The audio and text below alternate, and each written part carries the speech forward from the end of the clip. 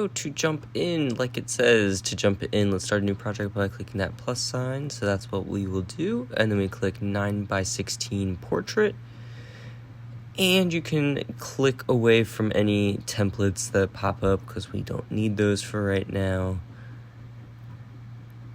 And we'll start by clicking background color. If you have it in your full screen, it'll say background color, but if not, it's this little square right there.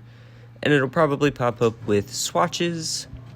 And you can just click on more colors to see more colors. And it changes the background immediately.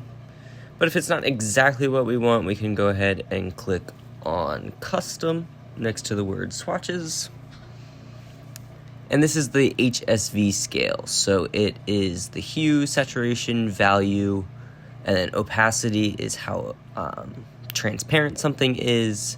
And then the hex code is just that little number down at the bottom that changes with the different colors. We don't need to know these for right now, but so it says now let's add a grid to give this some structure to the page. And as we scroll down on the left hand side, we find grids towards the bottom, so you might need to scroll. So I'm going to pick anything that I like. And then it says click on the grid that you just added to open the grid menu. What does padding do and what about spacing? So we'll change the padding, and we see that the padding is just how far away the pictures are from the edge, the outer edge, and spacing is how far away the pictures are from each other on the inner edge. And then you can change the background color of what goes on in between those pictures.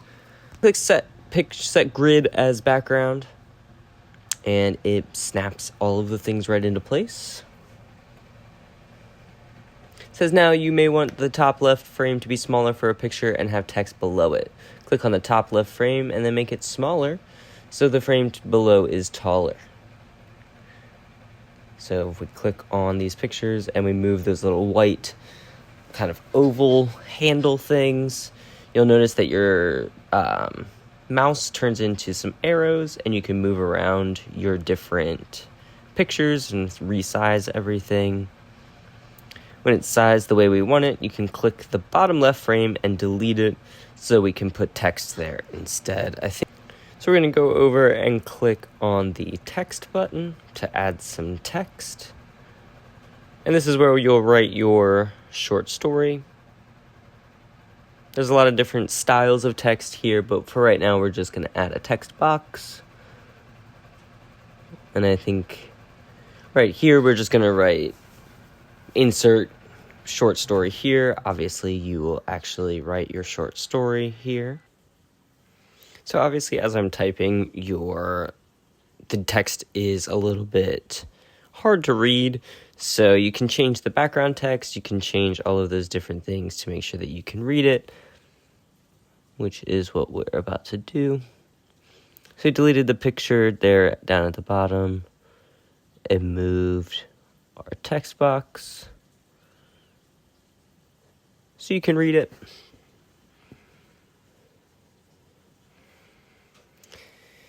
And then here we're going to find a picture. You can either try one of those websites that's in our instructions, or you can go into the media button on the actual Adobe Express, which I think is what we're about to do here.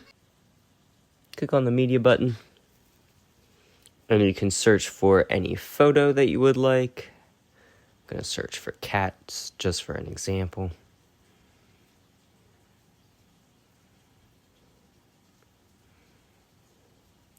And we'll find the picture that we like. Or you can click on the picture of the mountain that comes up and click that little square button with the arrows and click on pictures and search for the picture that you want to replace it with. Double click and it will change your picture. So you can see I did one with the cat paw and another with a cat reaching. So I've rearranged my pictures and now I've added in this cat food, and I've clicked remove background to get rid of that white background. And now I just have this cat food bowl that I'm going to add to my composition, my story. I'm going to make it look like that orange cat is reaching for the cat food. And now that I have what I'm looking for, we're actually going to click up here at the top and rename our project to Express 101 according to our directions. And then we're going to go ahead and click up on the share button. Click that share button. And we're going to click anyone with the link. Click copy link. Make sure it's a can comment link and not a can edit link. And then you'll copy that link and paste it to Canvas.